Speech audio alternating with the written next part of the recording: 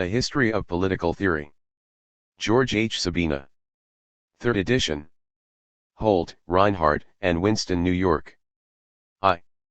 To the memory of Walter James Shepard. 2. Preface to the 3rd edition. In this edition, as in the preceding, the changes are chiefly in the last 3 chapters. The pagination remains the same down to page 740. Again, however, the bibliographies have been revised throughout and a few new publications have been added to the footnotes. Several minor changes have been made in the text of the chapter on Locke to take some account of the work of Mr. Peter Laslett. Perhaps it would have been better to rewrite the chapter in order to make full use of Mr. W. von Leiden's edition of Locke Essays on the Law of Nature, but this would probably have called for other changes beyond the plan of this revision. Following page 740, the final section of the chapter on Liberalism Modernized has been rewritten in the hope of clarifying its exposition of the assumptions of liberal politics. The chapter on Marx has been pretty completely rewritten, mainly with the purpose of improving the presentation but partly to make the transition to the chapter on communism clearer. The exposition of the theory of surplus value has been omitted, partly because it seemed inadequate to the controversy over the theory, but chiefly because it seemed that the technicalities of the argument have no important place in the political theory of Marxism. The chapter on communism has been completely rewritten and recast. For this there were several reasons. First, the amount of significant publication on the subject in the last 10 years has been enormous, and it seems possible to give a better account of the history of Leninism than the author could write in 1950. Second, the author was convinced that in the preceding edition he had made too much of the formal inconsistencies between Lenin and Marx. Marxism now seems to him less tightly knit than he then supposed, so that what Lenin got out of Marx was in fact there, even though it was widely different from what Marx had seemed to be to expositors in Western Europe. In short, there were 2 Marxian traditions, that which culminated in the socialist parties of the West and that which culminated in communism. The 2 traditions were not consistent, but they were both in Marx. Third, the author now feels that his account of communism ran too much in terms of generalities, that he represented Lenin's theory of the party, for example, as if it had merely unfolded the implications of its first statement in 1902. He still believes that the principles were there and that these have indeed remained unchanged. The fact remains that every application of the principles was a matter of controversy between men who understood the principles perfectly well. The author now thinks his own belief, that political theories develop as part of politics. 3. Old have prevented him from treating Lenin's theories as quite so rigidly deductive. He has accordingly rewritten the chapter following an order more nearly chronological, to suggest the way in which Lenin's principles were reduced under stress of circumstances to something like procedural rules. Finally, the last chapter on National Socialism has been largely rewritten, mainly with the purpose of shortening it. In the last 10 years the world has been glad, perhaps too glad, to forget Hitler. There seems little point in now reciting at length alleged theories that were often meretricious and always hysterical.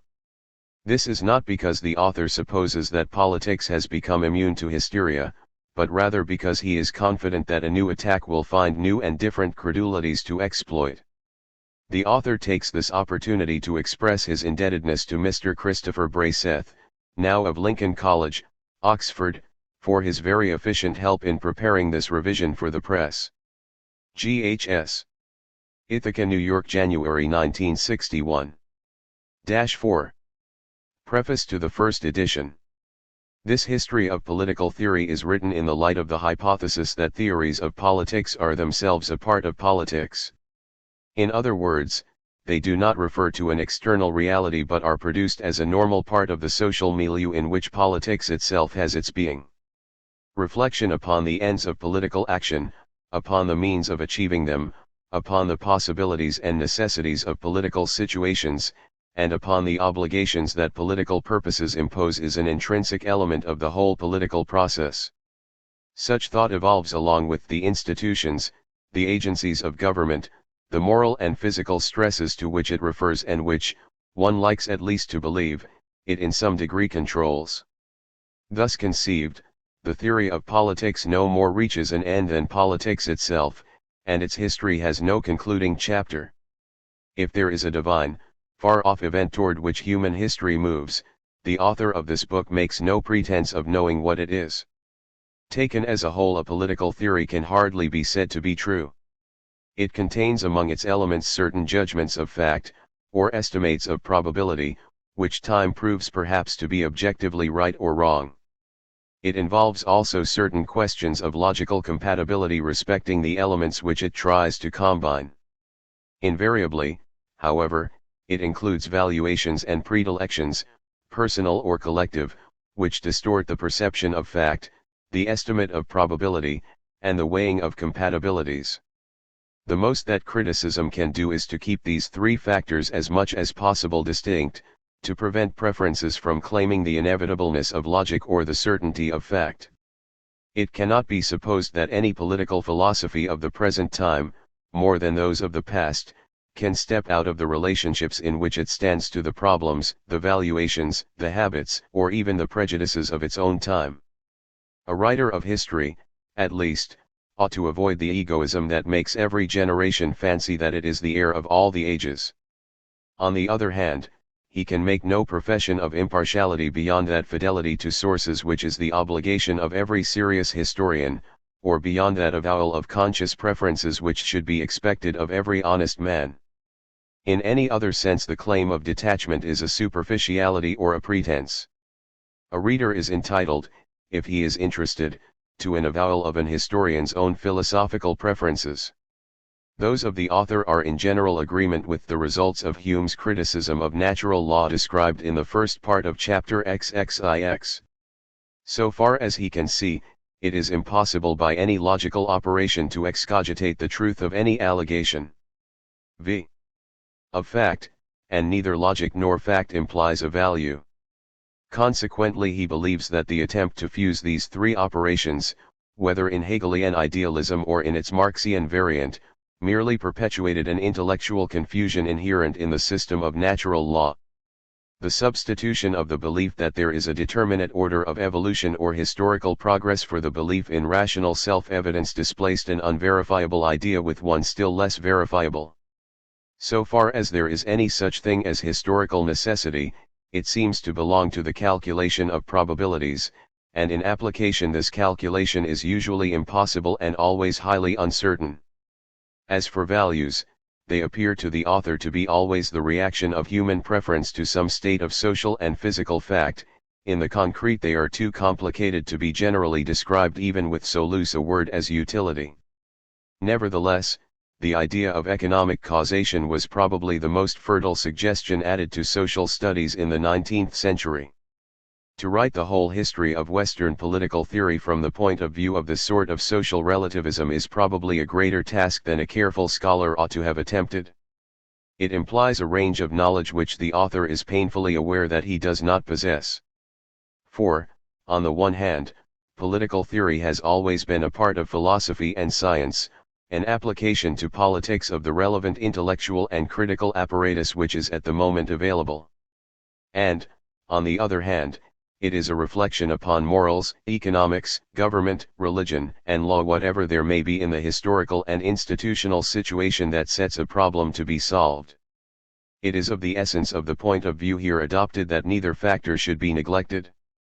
The intellectual apparatus is important, at least for political theory, only in so far as it is really applied to some state of the facts, and the institutional realities are important only so far as they evoke and control reflection. Ideally both should be conceived and presented by a historian with equal clearness. Political theory in action ought to receive equal treatment with political theory in books. The demand thus made on the historian's scholarship is impossibly heavy. In dealing with the large mass of literature that makes up the sources for a history of political theory, the author has tried to avoid so far as possible the mere mention of men and books that for lack of space could not be described in their setting. The fact that a man existed or that a book was written is, in itself, no part of the history of political theory as it is here conceived. In many cases it has been necessary frankly to select a specimen to stand for a considerable group, omitting other possible representatives. After a selection has been made, the preserving of reasonable proportions between the subjects included presents the greatest difficulties. Especially as one approaches the present time, the problem of knowing what to include and what to omit, and of deciding upon the relative importance of the item selected for inclusion, becomes nearly insoluble in view of the space at one's disposal. To be specific, the author is gravely in doubt whether the chapters fall. 6. Lowing that on Hegel do not omit much that ought to have been included, if a proportion consonant with that observed in the earlier chapters were to be maintained. If the author were to offer an excuse, it would be that a friend, Professor Francis W. Coker, has recently done this task better than he in any case could have done it. The author owes a heavy debt to the many scholars who have dealt, more adequately than he could do, with specific phases or limited parts of the subject. Ghs. Part I. The Theory of the City-State. 1. This page intentionally left blank. 2. Chapter I. The City-State. Most modern political ideals such, for example, as justice, liberty, constitutional government, and respect for the law, or at least the definitions of them, began with the reflection of Greek thinkers upon the institutions of the city-state.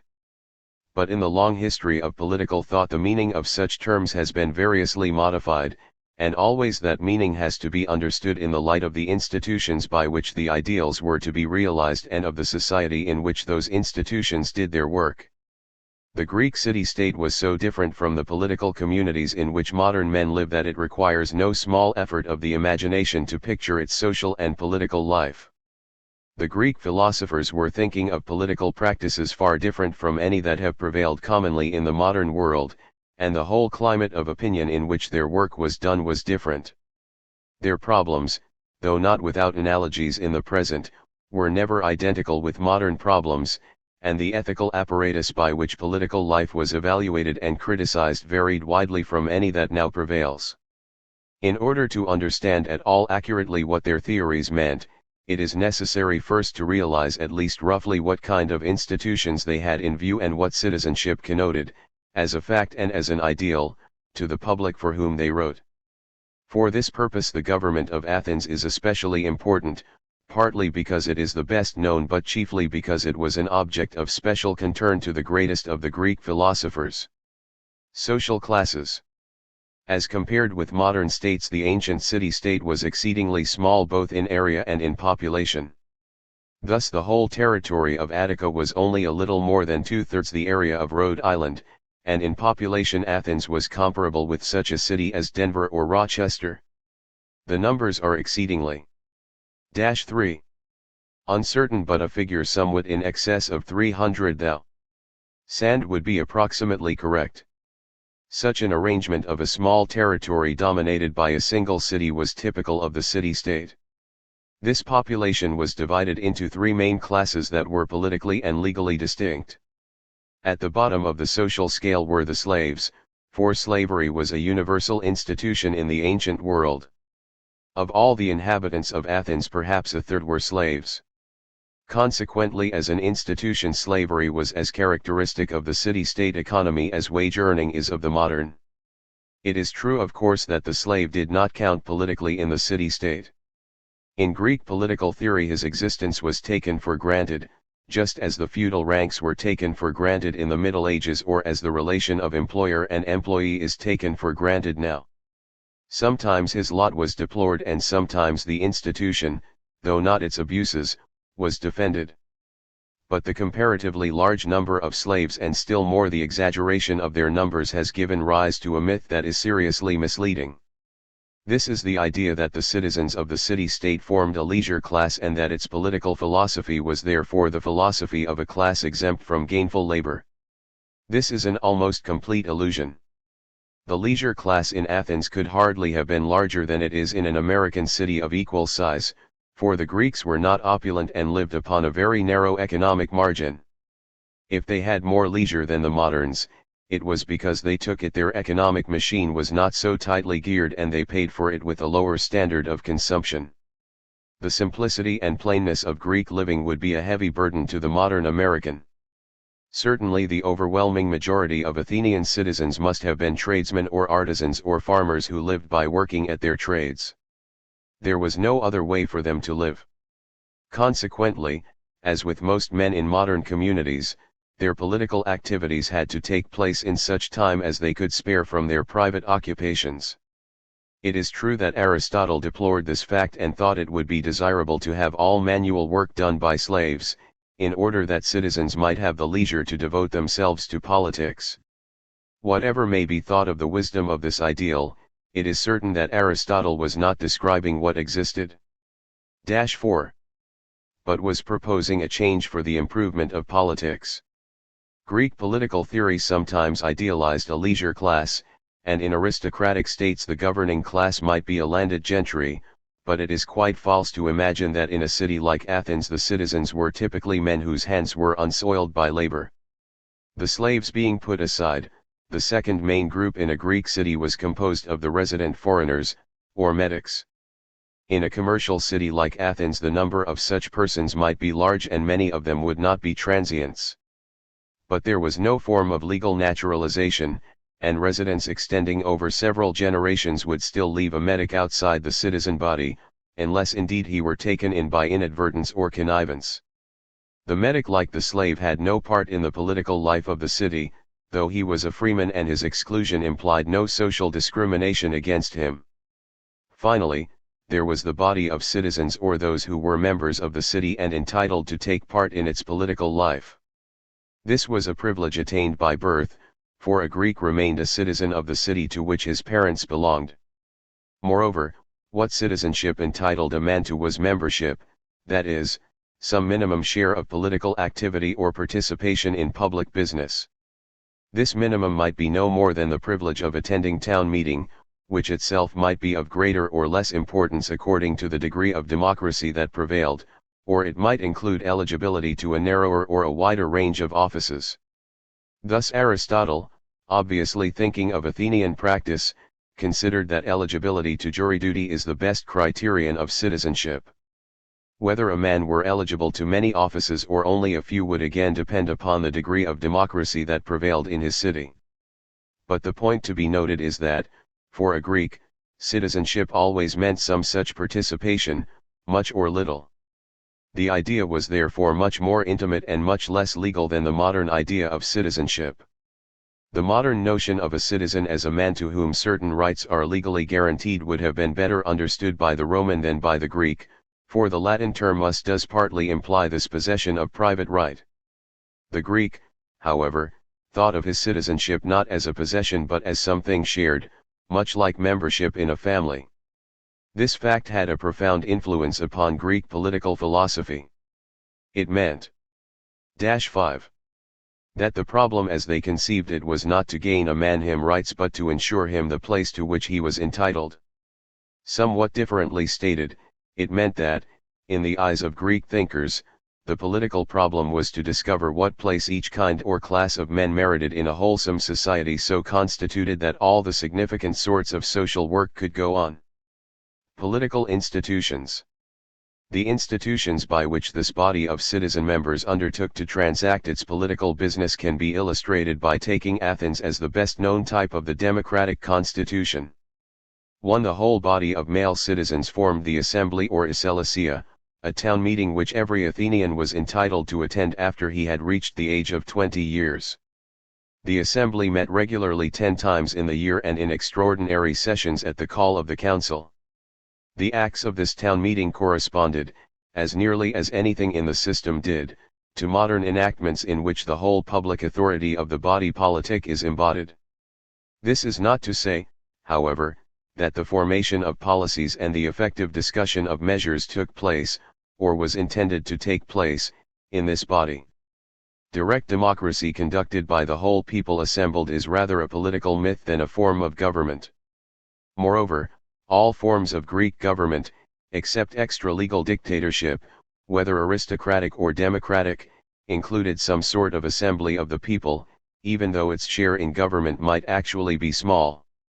The interesting thing about Athenian government is therefore not the assembly of the whole people but the political means which had been designed to make the magistrates and officials responsible to the citizen body and answerable to its control. The device by which this was effected was a species of representation, though it differed in important ways from modern ideas of representation. Underscore underscore underscore underscore underscore underscore underscore underscore underscore underscore underscore underscore underscore underscore underscore underscore underscore underscore underscore underscore 1.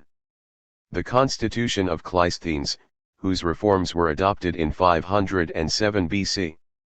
Minor changes were made from time to time, largely in the direction of increasing the number of magistrates chosen by election and lot and also the number of paid services, both devices of popular government, but the reforms of Cleisthenes established the constitution of Athens as it was during the period of Athens' greatest power and as it remained.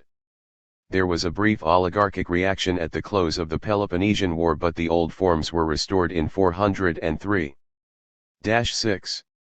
What was aimed at was the selection of a body sufficiently large to form a sort of cross-section or sample of the whole body of citizens, which was permitted in a given case or for a short term to act in the name of the people.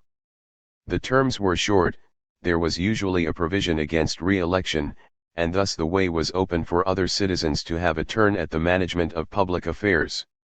In line with this policy, the magistracies were held as a rule not by individuals but by boards of 10, one chosen from each of the tribes into which the citizens were divided. The magistrates, however, had for the most part little power.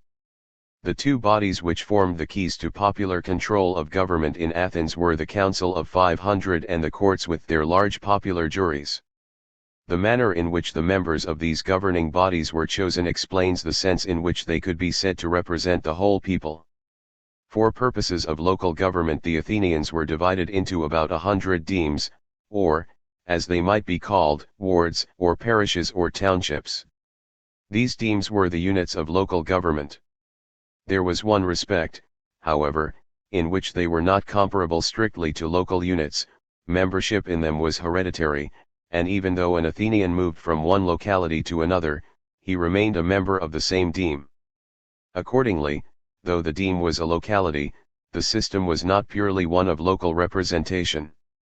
The demes had, however, some measure of local autonomy and certain local police duties of rather trifling importance. They were, moreover, the door by which the Athenian entered into citizenship, for they kept the register of their members and every Athenian boy was enrolled at the age of 18. But their really important function was the presentation of candidates to fill the various bodies by which the central government was carried on. The system was a combination of election and lot. The demes elected candidates, roughly in proportion to their size, and the actual holders of office were chosen by lot from the panel thus formed by election. To the Greek understanding, this mode of filling offices by lot was the distinctively democratic form of rule, since it equalized everyone's chances to hold office.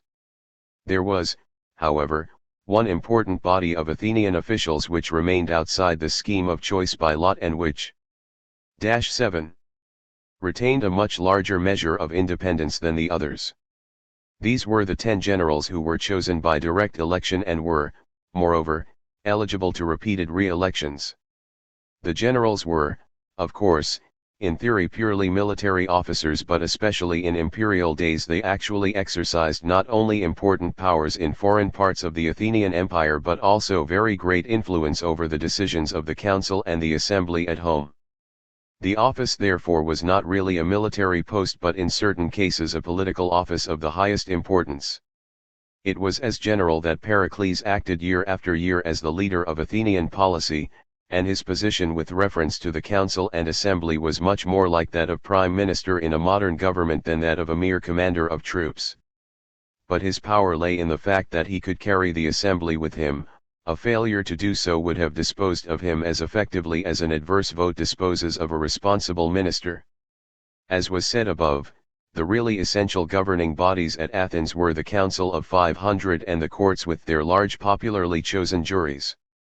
Some sort of council was a characteristic part of all forms of the Greek city-state, but in the aristocratic states, as at Sparta, the council was a senate composed of elders chosen for life and without responsibility to the assembly. Membership in such a council would normally be the prerogative of a well-born governing class and hence quite different from the popularly chosen council at Athens. The Council of the Areopagus was the remnant of an aristocratic senate which had been shorn of its powers by the rising democracy. In substance, the Council of 500 was an executive and steering committee for the assembly. The actual work of government was really centered in this committee. But 500 was still far too large for the transaction of business, and it was reduced to a working size by the favorite device of rotation in office. Each of the 10 tribes into which the Athenians were divided furnished 50 of the members, and the 50 members from a single tribe were active for 1/10 of the yearly term of office. This committee of 50, augmented by one councilman from each of the 9 tribes not in office, was in actual control and transacted business in the name of the entire council. A president was chosen by lot from the 50 for a single day, and no. 8 Athenian could hold this honor for more than one day in his entire life. The council was charged with the very important duty of proposing measures for the consideration of the General Assembly of the citizens, which only acted upon matters coming to it through the council. At the time when the Athenian constitution was at its best, it would appear that the council rather than the assembly was the body which effectively formulated measures. At a later date it seems to have confined itself rather to the duty of drafting measures to be debated in the assembly. In addition to these legislative duties, the council was also the central executive body in the government. Foreign embassies had access to the people only through the council. The magistrates were largely subject to its control. It could imprison citizens and even condemn them to death, acting itself as a court or committing offenders to one of the ordinary courts. It had entire control of finances, the management of public property, and taxation. The fleet and its arsenals were directly controlled by it, and a multitude of commissions and administrative bodies or servants were attached more or less closely to it. The great powers of the council, however, were always dependent upon the goodwill of the assembly. It passed upon matters which the council presented to it, enacting, amending, or rejecting them as it saw fit. A proposal originating in the assembly might be referred to the council, or the latter body might present a proposal to the assembly without recommendation. All major matters, such as declarations of war, the concluding of peace, the forming of alliances, the voting of direct taxes, or general legislative enactments, were expected to go before the assembly for popular approval, but it was apparently not expected, at least in the best days of Athenian politics, that the council should be a mere drafting body. At all events, decrees were passed in the name of the council and the people. It was through the courts, however, that popular control both of magistrates and of the law itself was consummated. The Athenian courts were undoubtedly the keystone of the whole democratic system. They occupied a position not comparable to that held by the courts in any modern government. Their duty, like that of any other court, was of course to render judicial decisions in particular cases either civil or criminal, but in atti-9 they had powers vastly beyond this, which to modern ideas were clearly of an executive or legislative rather than of a judicial nature. The members of these courts, or jurymen, were nominated by the demes, a panel of 6,000 being elected each year, and were then told off by lot to sit in particular courts and upon particular cases. Any Athenian citizen 30 years old might be chosen for this duty. The court was a very large body, scarcely ever less than 201, commonly as many as 501, and sometimes much larger. These citizens were indifferently judge and jury, for the Athenian court had none of the machinery that goes with a technically developed form of law. Parties in litigation were obliged to present their cases in person. The court simply voted, first upon the question of guilt, and then, if the verdict had been guilty, upon the penalty to be assessed, after each party had proposed a punishment which he deemed just. A decision by a court was final, for there was no system of appeals. This was indeed perfectly logical, for it was the theory of the Athenian courts that the court acted and decided in the name of the whole people.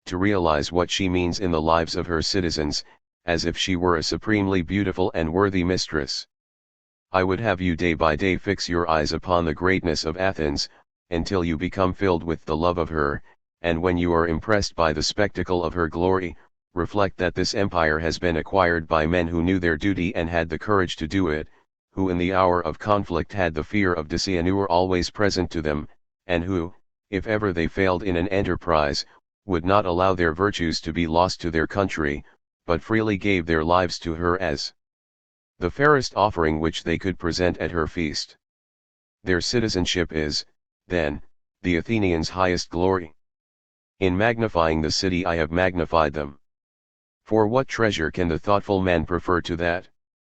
What possession has he which he can hold in higher esteem or for which he will risk and sacrifice more? Shall he prefer his property or his family?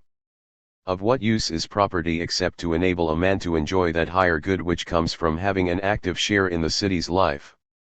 And of what value is family, even though it be of ancient and honorable lineage, except as it gives one an entrance into that higher form of social relationship represented by civil life? Above all faction, above all lesser groups of any sort, stands the city, which gives to all of them their meaning and their value. Family and friends and property are to be enjoyed at their best only if they form elements in that supreme good, which consists in having a place in the life and activities of the city itself. When all due allowance is made for the rhetorical exaggeration natural to the occasion, the fact remains that the funeral oration 12 was expressing a perfectly genuine ideal of Greek political life. This life had a quality of intimacy which it is very difficult for the modern man to associate with politics. Modern states are relatively so large, so remote, so impersonal, that they cannot fill the place in modern life that the city filled in the life of a Greek. The Athenians' interests were less divided, fell less sharply into compartments unconnected with one another, and they were all centered in the city. His art was a civic art. His religion, in so far as it was not a family matter, was the religion of the city, and his religious festivals were civic celebrations. Even his means of livelihood were dependent upon the state far more frequently than is the case in modern life. For the Greek, therefore, the city was a life in common. Its constitution, as Aristotle said, was a mode of life rather than a legal structure, and consequently the fundamental thought in all Greek political theory was the harmony of this common life. Little distinction was made between its various aspects. For the Greek the theory of the city was at once ethics, sociology, and economics, as well as politics in the narrower modern sense. The pervasiveness of this common life and the value which the Athenians set upon it is apparent upon the face of their institutions. Rotation in office, the filling of offices by lot, and the enlargement of governing bodies even to unwieldiness were all designed to give more citizens a share in the government. The Athenian knew the arguments against all these devices as well as anyone, but he was prepared to accept the drawbacks for the sake of the advantages as he conceived them. His government was a democracy, for the administration is in the hands of the many and not of the few. In modern politics such an expression is likely to be taken not quite literally, unless it be understood of the rather colorless right to cast a ballot. Certainly the holding of office counts for little in the calculations of modern democrats, other than those few for whom politics is a career. For the Athenian it might be a normal incident in the life of almost any citizen. On the strength of figures given by Aristotle in his Constitution of Athens, it has been estimated that in any year as many as 1 citizen in 6 might have some share in the civil government, even though it might amount to no more than jury service.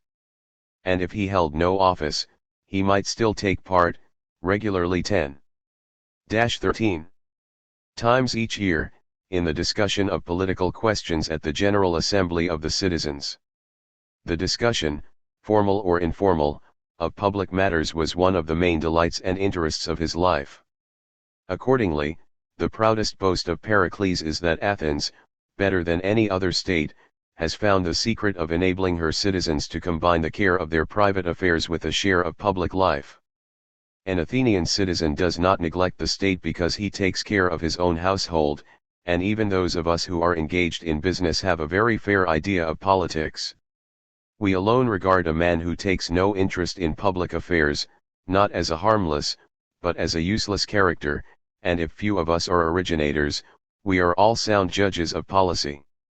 To have absorbed his entire time with his private business would have seemed to the Athenian of Pericles' time a monstrous perversion of values. Athenian manufacture, especially of pottery and arms, was indeed in its time the best in the Greek world, but even the artisan would have been revolted by a life which left no leisure for an interest in the common business, the affairs of the city. With this desire that all should participate went necessarily the ideal that none should be excluded because of extraneous differences of rank or wealth. When a citizen is in any way distinguished, he is preferred to the public service, not as a matter of privilege, but as the reward of merit. Neither is poverty a bar, but a man may benefit his country whatever be the obscurity of his condition. In other words, no man is born to office and no man buys office, but by an equal opportunity he is sifted down to the position to which his natural gifts entitle him. Finally, this ideal of a common life in which all might actively share presupposed an optimistic estimate of the natural political capacity of the average man.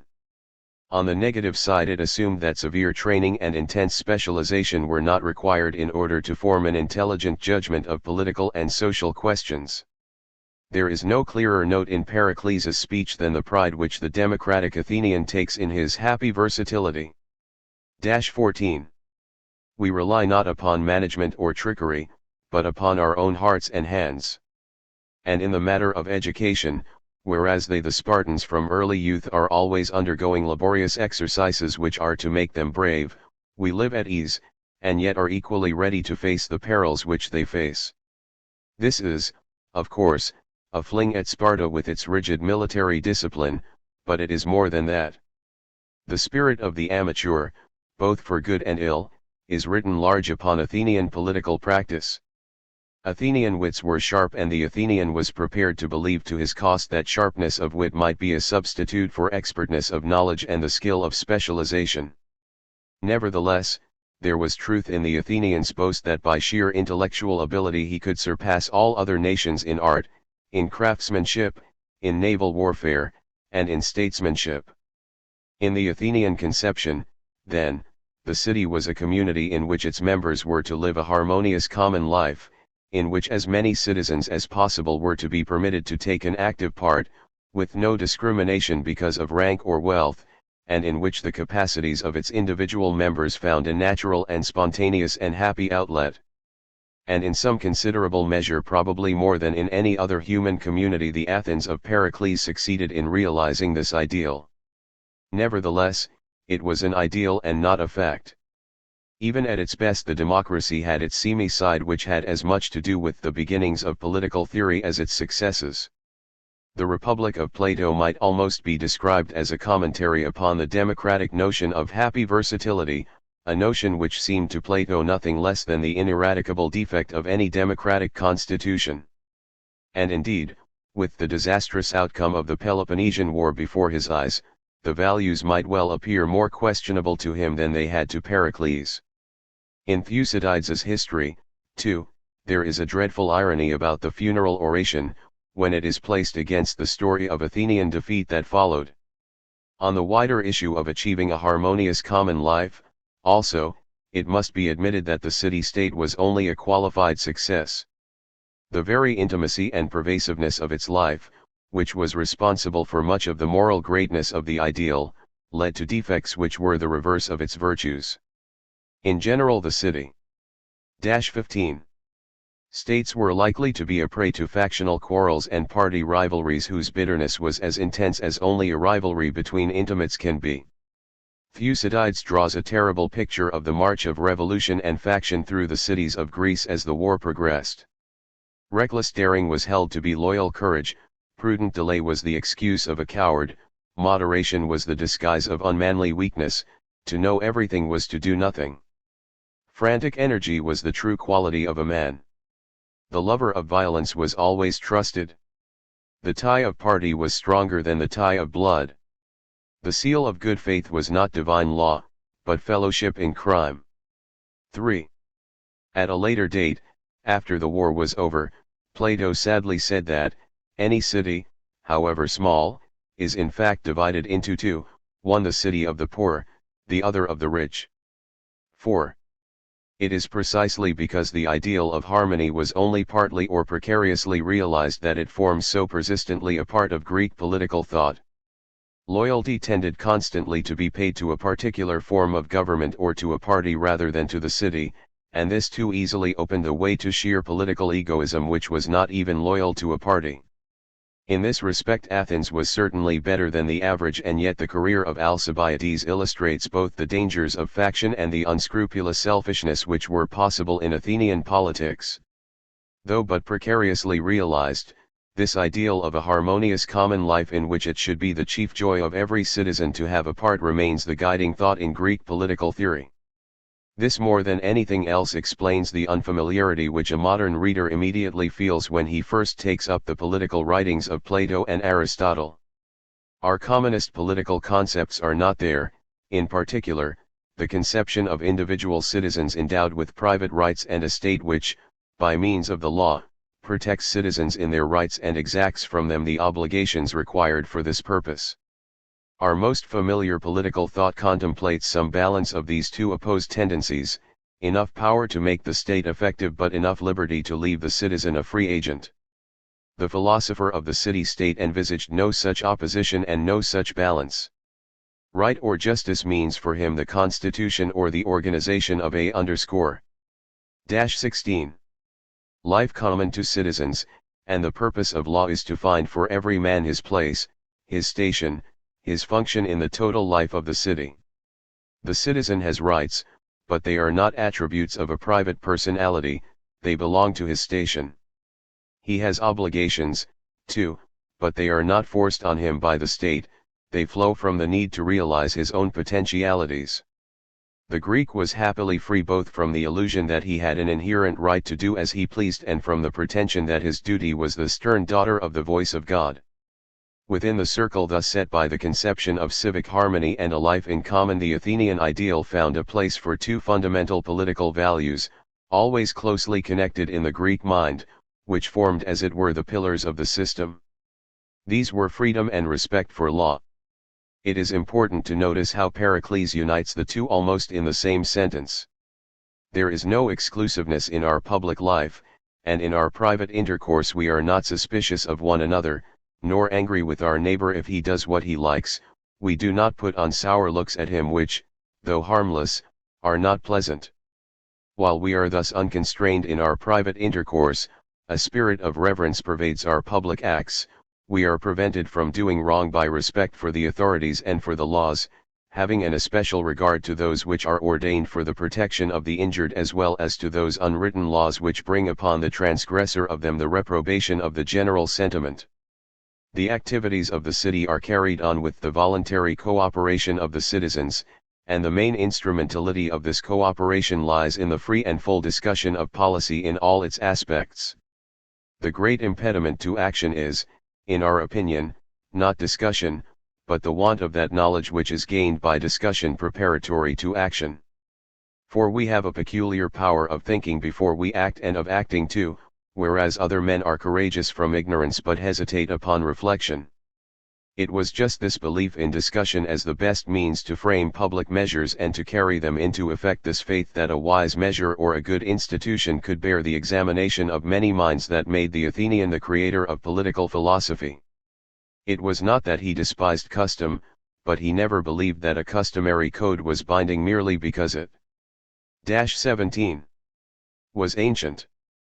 He preferred to see in custom the presumption of an underlying principle that would bear rational criticism and be the clearer and more intelligible for it.